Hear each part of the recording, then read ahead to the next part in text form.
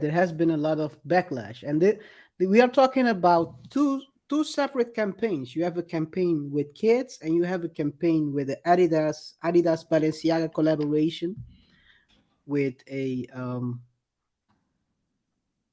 bag in it, and it's the papers. So it's, I can show you this one. Let me share my screen. This is the second part. So the one with the kids, you guys can search them up yourself. We're not gonna show it in this show. Um, Please search it up. But this is the second part. This is a picture on the surface. It seems like a, yeah, regular picture, but when you zoom in on this text, it refers to a case, which is also related to. We cannot use that word because of reasons. YouTube, my how can you say, They might. block the show or whatever Mhm. how you want to call it, but it refers to a specific topic, that child dot dot dot dot.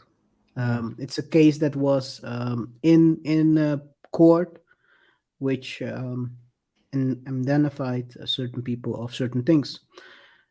Also, that one has had a backlash, so it's double, and we have a video of uh, Clarkson Lawson, who will be basically breaking down what what is actually happened. And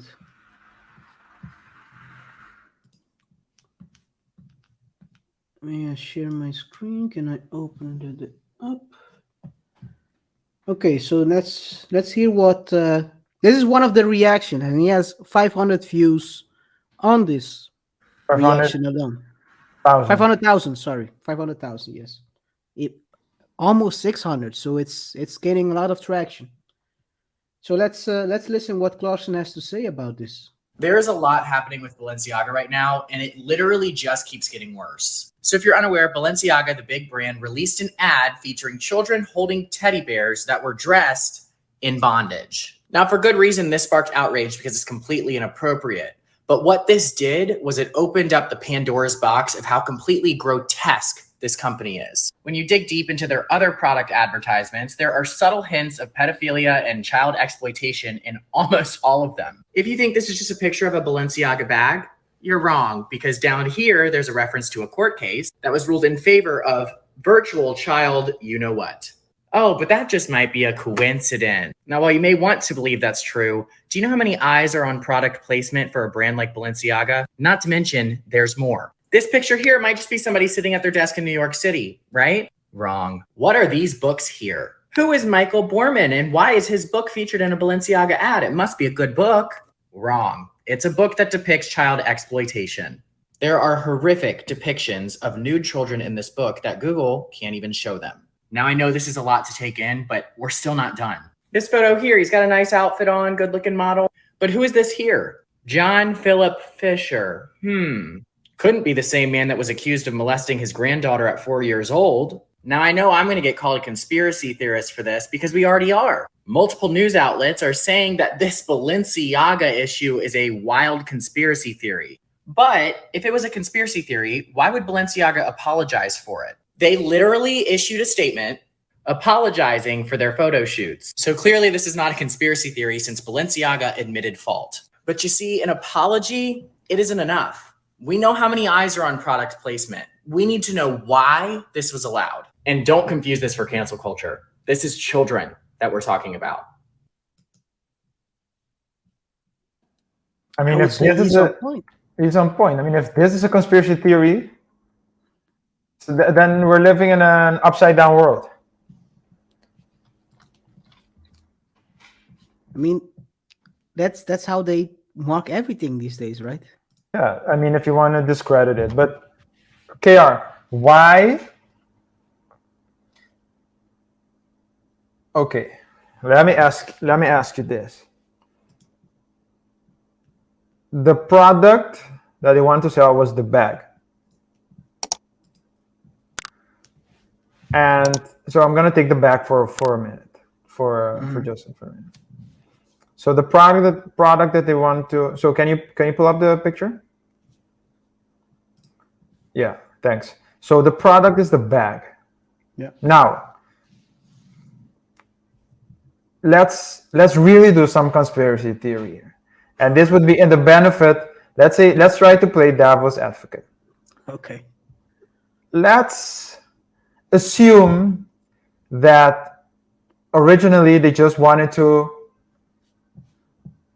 take a picture of the bag, and they did, but they thought, there were some things missing, and they looked around in the office and just grabbed some random papers that were there and just put them on the table to create, let's say, the background for the bag. Let's assume that that's the case.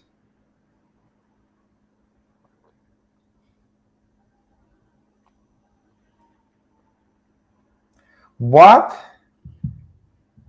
is the court case, that specific court case, doing there in the first place? Or let's talk about the woman who had her legs on the other model that the guy showed in the video, right? Yeah. Let's just say that they were in that space taking a picture, and a bit more, I think. Yeah.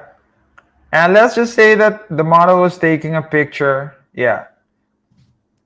And they just rented that space. What is that book doing there in the first place? And one incident can be a coincidence. But there were various,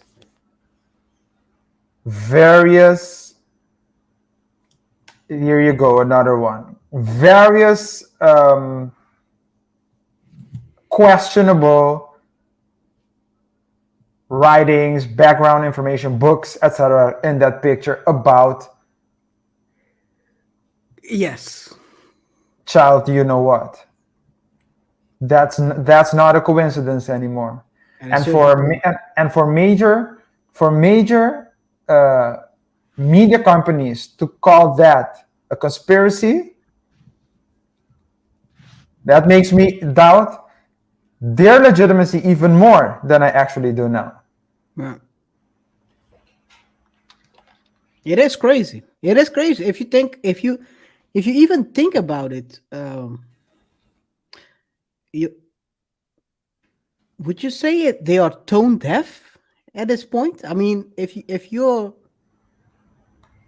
are people just writing random stuff as response to stuff like this these days?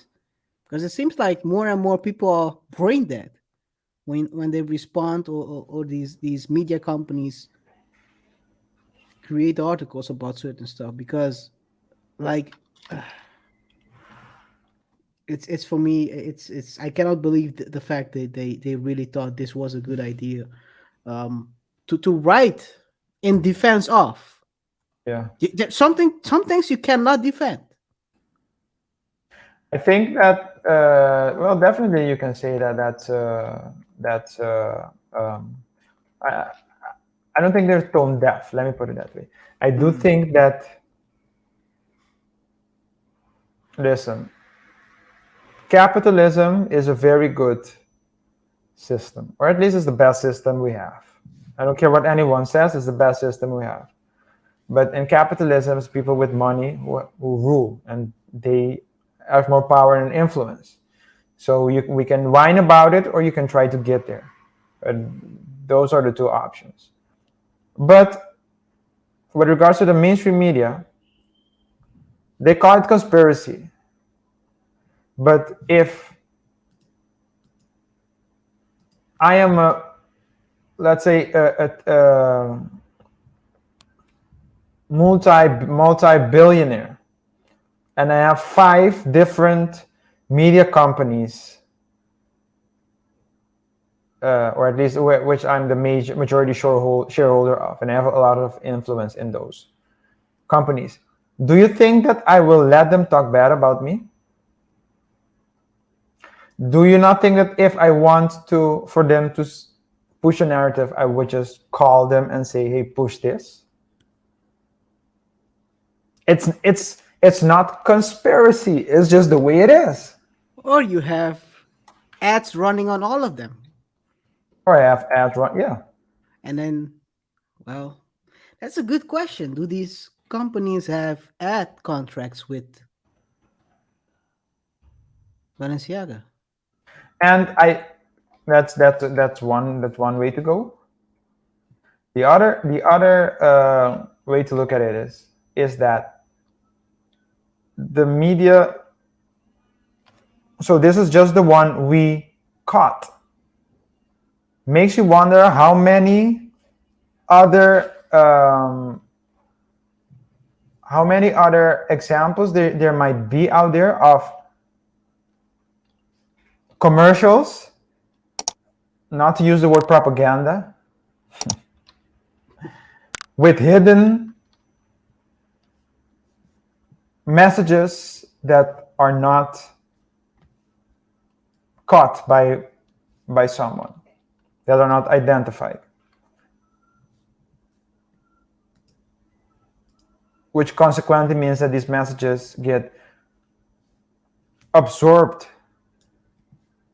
by us without us ever knowing it.